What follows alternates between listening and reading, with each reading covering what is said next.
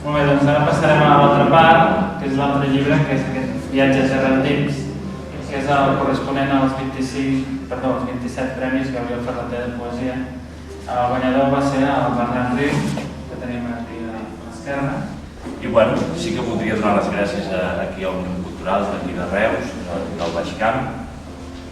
Donar les gràcies per la possibilitat de que la gent que ens agrada escriure tinguem l'oportunitat de donar a conèixer el que escrivim, de publicar, de tenir un llibre, de poder mirar-te'l i al cap i al fi de sentir-te que el que fas té una mica més de sentit, no? I que et sents orgullós. Escric amb veu pausada i tèrbola, apassionat d'aquesta meva terra, ara encerclada, ara trista.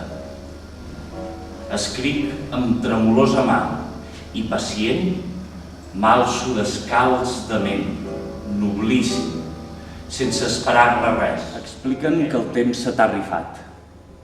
A mitjanit no hi ha revenja, ni esma, ni diàleg, ni repòs. Un mos i amb la bufanda en mà somrius, sec, com mai havies fet.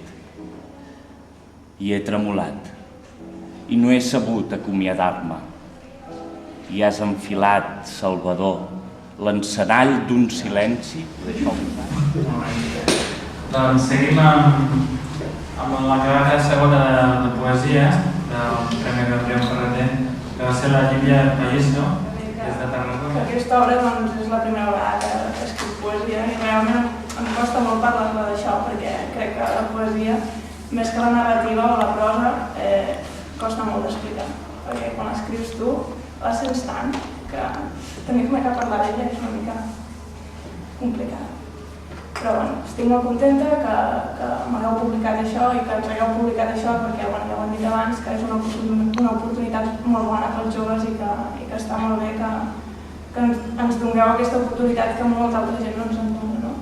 I que per això que us estic molt agraïda. I bueno, ja està.